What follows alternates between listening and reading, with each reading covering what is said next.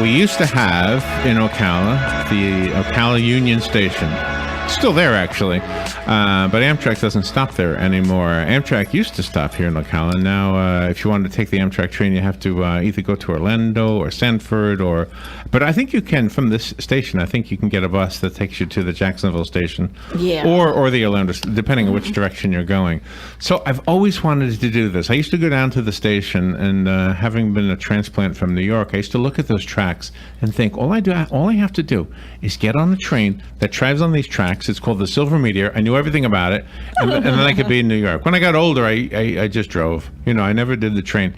And now that I'm older than older, I decided, you know what? I've been wanting to do this all my life. I'm going to do it this November. So I bought tickets for Amtrak, right, to go to New York in November. It's going to be. I want to see the parade, and my mom used to take me all the time to the Thanksgiving parade. So I'm going to get the idea that you get out of the train in Penn Station, as opposed to LaGuardia or JFK or Newark. You're in the city. You get out of the train, you're in the city. You walk upstairs, boom, here we are.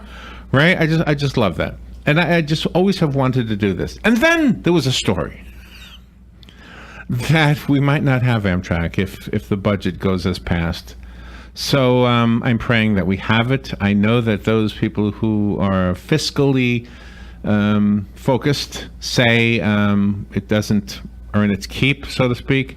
So let's find out about this. Stephen Sayles is on the phone. He's the president of the Florida Coalition of Rail Passengers, of which I want to be one of.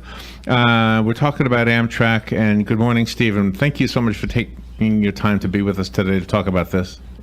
Well, I appreciate very much you guys taking the time to have me on. Yeah. So what is the state? Where are you right now, first of all? Where are you calling from? I'm calling from Morriston, Florida. Oh, okay. Not too far away. Wow. Right. Oh, wow. Okay, so what is the state of the train service in Florida? Right now, if the White House has their way, all long-distance trains this will be like 23 states, 24 states will lose service altogether, and which means Florida will have no more Amtrak trains along with 23 other states. And the situation really is that what they're trying to save money, it's not really cost-effective at all. And that not everybody goes all the way from one point to the other. It's a lot of different segments, really. And so there's a lot of, like, say, 200 people that get off and on at Tampa Station from Miami every day. And that's just a perfect example. So, but by losing long-distance trains, it's just not a really great idea. Yeah, I hope your sentiments are being reflected by a lot of other people. And when I went on Google to look this up, it looks like there's a lot of pushback. Like, I'm not the only one who wants to keep it. So is that pushback being heard by our representatives? I know that U.S. Senator Bill Nelson wants to make sure we keep Amtrak. Does he have a lot of support? We essentially have a lot of support in Congress. This is really a bipartisan issue, and we are pushing back extremely well. We have rallies and so forth that we've been doing. I just got through doing one in Tampa, and we are encouraging everybody to contact their congressmen and their senators. Again, Bill Nelson is a huge supporter of it, and the National Association of Railroad Passengers, which I'm also the council representative for them. We are doing everything we can to go ahead and make sure that people are aware of this, and I think they're getting a lot of response. I think that they're starting to get overwhelmed with the switchboards, and they're starting to switch it over to the fax machine. Does this have anything to do with President Trump looking at the infrastructure and to try to repair what's out there, and then he'll bring it back? It has a lot to do with it, and we're a little disappointed because we thought for sure that he was going to go ahead and maintain with the rail. Highway taxes, highways and airlines all get subsidized, and that's the one thing I want to clear up right away.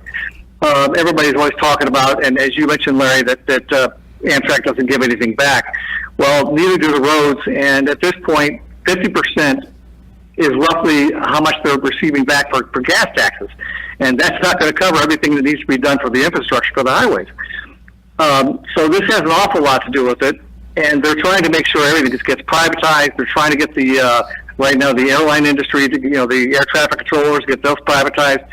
Well, there's just certain things that just aren't going to work. And we need, like I said, rail. We need an alternative for people rather than just getting out there on these highways. Right. Because, Right. one every 100 out of 100 Americans are going to die on the highways this year and so forth. And I looked up in the 2015 stats where it was like about 104 deaths a day and a little less than 12,000 injuries a day on the highways and whatnot. Wow. But and railroads, like you talk about, they stop in all sorts of small little towns, and they stop right in the city. There's very little hassle. You're relaxed or eco-friendly. There's just an awful lot to be said about taking the rail. But you're right. It's all about right now money, and they think that this is going to save money when in fact it's really not. Yeah, the philosophy, I guess, the fiscal thinking that if we're losing money as a government sponsored or government paid for entity, then we should get rid of it. You're right. That means we should get rid of airports, or we should get rid of roads. I mean, pretty much we get rid of everything that gets us from point A to point B. So the railroad really is no different. I think what Robin wanted to know, I think that was part of her question, was will we have a better railroad? In other words, are we looking at it wrong in some way? If we don't invest in Amtrak or some type of intercity rail, we're going to fail, because we have to have, again, three forms of transportation. Look what they did with the war effort. I mean, if we didn't have the railroads back then, we would have been really messed up. We've never been able to ramp things up as well as we did for World War II. But to move people, to move them out of an area, for example, when hurricanes come, they're a great, efficient way to do something. But you have got to invest in rail. Now, everybody talks about Europe. Well, they invested in rail 100% because they realized that the close proximity to the country and so forth, it made perfect sense. Right. And if we were to invest in more rail, we would have, a lot of benefits from that. In fact, really, Amtrak carried about 1 million passengers, a little bit less than 1 million passengers last year for just the state of Florida. Throughout the continent of the United States, roughly a little over 26 million people rode the rail. And you can't tell me that people don't like to ride the rail or are not riding it. And I want to ride. I mean, I've wanted to ride it for a while. I have a feeling that now that I'm getting older, I'm probably going to want to do it more often because I don't want to drive. And flying is great if you want to get there in a hurry, but a lot of times it's about the trip, not just about the destination. You're exactly right. And Trump is from a city that depends on rail. I mean, the subway and the Long Island Railroad and everything out of New Jersey, it's all about rail.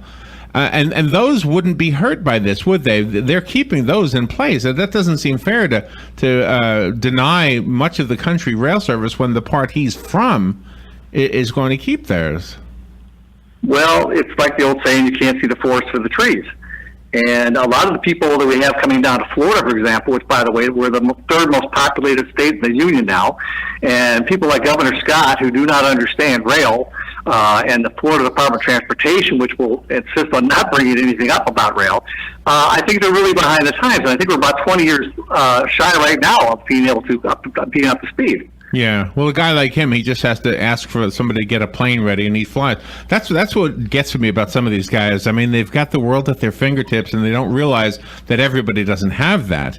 And not only that, but I know that there are a lot of people who just prefer to stay on the ground. Mm-hmm. They just don't, and they don't drive. So there's only one alternative, and it's the train. It would be discrimination if you really want to look at it, that there are a lot of baby boomers that are going to be retiring, people giving up their cars, right. People who can't afford a car, which it costs about, $9,000 roughly a year to maintain one. If I can bring back the point about Amtrak does give things back. If you look at economic stimulus, and like Sunbelt, for example, when they started out, I mean, they had hospitals, they had all sorts of businesses that just clambered right to the rails. The hospitals actually use the rails to transport patients and whatnot. But for every $1 that they spend or invested in passenger rail, it basically gives back about $3 each. And if you want to look at how much the Amtrak purchases services, there was roughly $32 million that was put back into the Florida economy by Amtrak. Wow. For just either food service or parts of that nature. Right. So you have to look at that kind of thing. So they do actually invest in that. And it's just doesn't make any sense, like I said, to cut long distance like this. They're not seeing the full picture. You just said you had said earlier that you had a meeting in Tampa. Are you holding these meetings all over the state so then you can go and lobby Congress? We hold these rallies all over, and we are going to continue holding these type of rallies. We're going to continue going into the stations and talking to people. The National Association of Rail Passers, which I mentioned earlier, we go to the Hill every single year, and we lobby to Congress and senators and whoever will listen to us. So we've been an organization that have been in its existence now since 1967, and are having our 50th anniversary, in fact, in Chicago this year in November. But we have been lobbying for rail for years and years and years. And there's times where we've lost Amtrak about 3 or 4 different times if it had not been for organizations like ourselves. Oh my gosh. What does the timeline look like? Does it look like, first of all, does it look like you're making progress? Is anybody listening? Is anybody changing their mind about it? No, they're listening out there. A lot of people are confident that this is not going to happen, but we don't want to take anything for chances. Right. So we are again rallying. We're doing everything we can. We are encouraging the folks that ride Amtrak to call the congressmen and senators, because that's the voice that you're going to need. And we have roughly around 38,000 members of our own in the National Association, which again, we're talking registered voters here, folks. So if any congressmen or senators are out there listening, these are registered people. Wow. And you're looking at about 45% of these taxpayers that ride Amtrak right now would lose access to the network. Wow. I have some phone lines lighting up, so let me take a couple of calls so you can Sure. talk to our listeners. Good morning. Thank you for calling and for waiting and being patient. You're on the air now with Stephen Sayles. Good morning. I'm calling in reference to the fact that the railways were a very important part of our lives in this country. And I'm not going back to the Civil War either. I'm going back to when I was in the service. I took the trains from Waukegan, Illinois, either into Chicago, or I went up to Milwaukee, Wisconsin via the light rail system that existed. Tennessee, Johnson City area, and the Tri-Cities area was serviced by rails long before the highways came in. As a matter of fact, in 2000, the State Road 26 in North Carolina, that was almost like a 2-lane highway until they connected the with the Interstate 6 system at 40 and 81. But the point of the matter being, I think we should hang on to our trains. It's nothing like going down to our local station. I live in Ocala. We used to be able to get the train here and can go wherever you want. To have these train tours with like Canadian Railway from Quebec to New York. Vancouver, etc. Oh, yeah. And we're losing this stuff now. It's there's a lot to be said for trains. Yeah. Another part, when I was in the service, I used to take the New York to Washington train. I used to pick it up in Providence and go down to New York. But so you want to, the Boston Washington run, I should say. Yeah, it's got a good history. It's not that long ago. Yeah, we need to keep them. We don't, we're losing this. How about the auto train from Sanford all the way to New York? Yes, sir. That will be gone too. That'll be gone too. Oh my gosh! Well, anyway, Somebody has a dog. I'll hang up and listen. Thank you. Who is the dog, Stephen or Sonny? Stephen. My dog is barking here too. Okay. I'm so sorry. Cute. That's okay. That's okay. We love dogs. They want to try. They want to ride the train as well. Yeah. Your last caller was exactly right. And railroads built this country. And if it wasn't for them, we would not have had the success as far as the expansion and so forth. And and coming down to Florida, for example, which essentially was a touristy swamp. But they had those Flagler and Plant and so forth. They built these fine railroads. And if you look at history as your teacher, you'll do fine because you won't, repeat things. But if you don't, you don't. But he's absolutely right. Railroads built this country, and it wasn't for them, the war effort would be lost. And again, all these little towns and so forth, which count on rail, like say, for example, Harbor, Montana, and White Beach and so forth, they're hundreds of miles from an interstate even.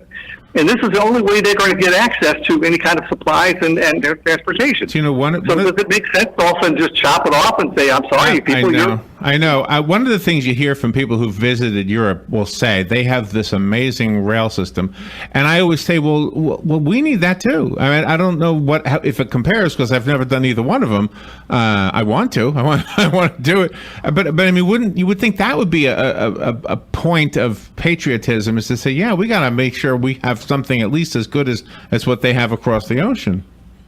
Well, it's a certain mindset that we have, and right now, one of our key contributors to getting it turned around is these millennials. The millennials do not go out and get a driver's license, for example, and are into cars. You and I could not wait for that independence to go get a license and get on.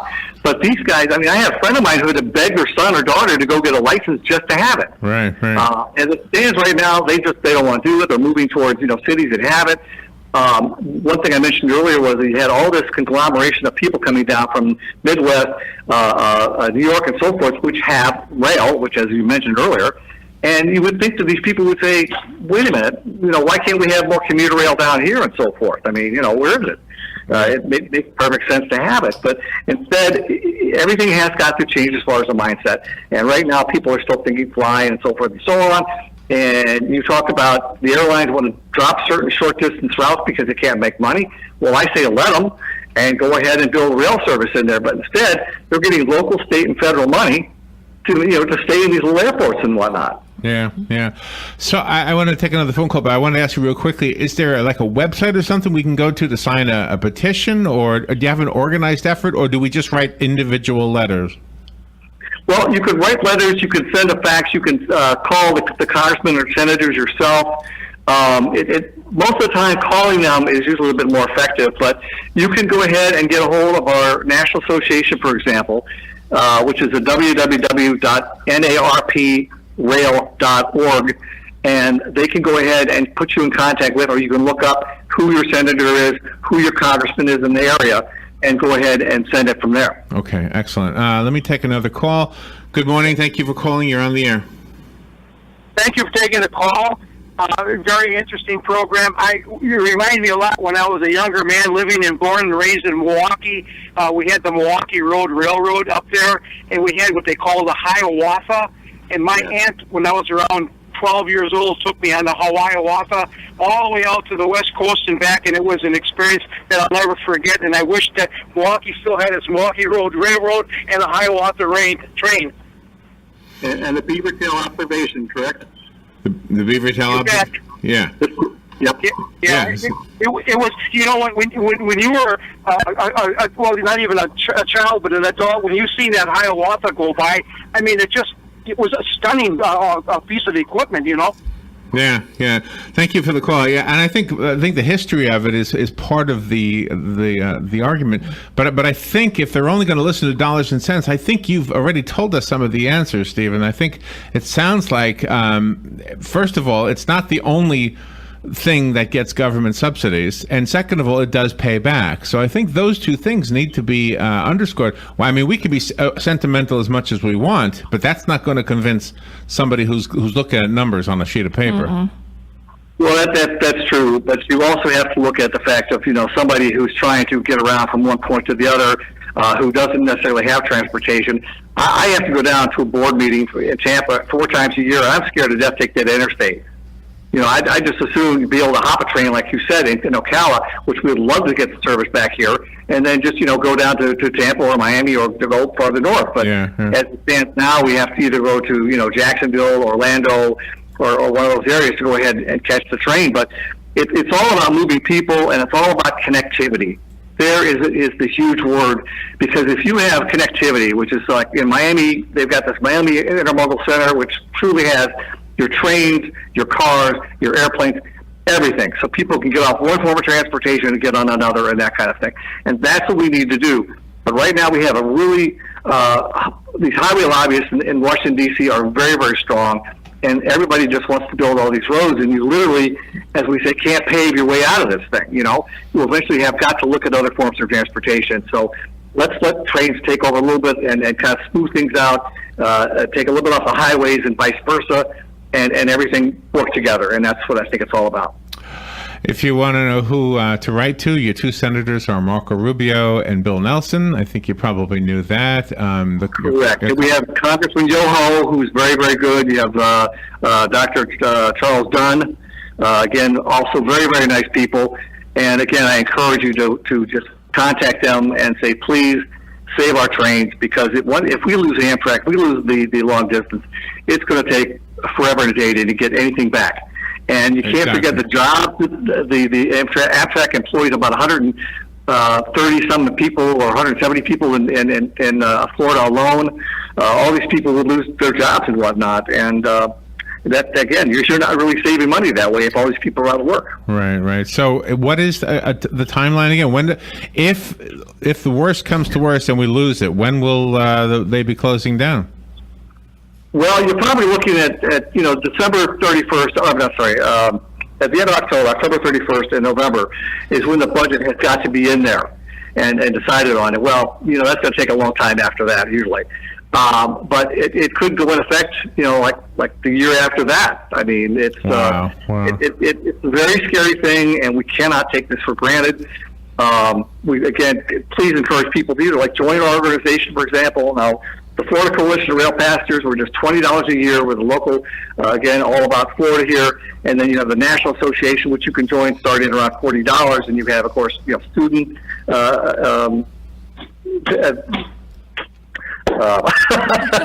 student membership fees. Sorry, I'm losing it here. That's okay. Yeah, we're up against the clock, so let me ask you, Sure. Would you recommend any website like Amtrak.com or anything like that? Well, if you're looking at any kind of travel with Amtrak, then yes, then contact Amtrak.com. If you want any really good facts and figures about all the things that are involved with trains and rail, I please encourage you to contact the National Association of Railroad Passengers, and you can go onto their website. I can also give you their phone number here in just one moment.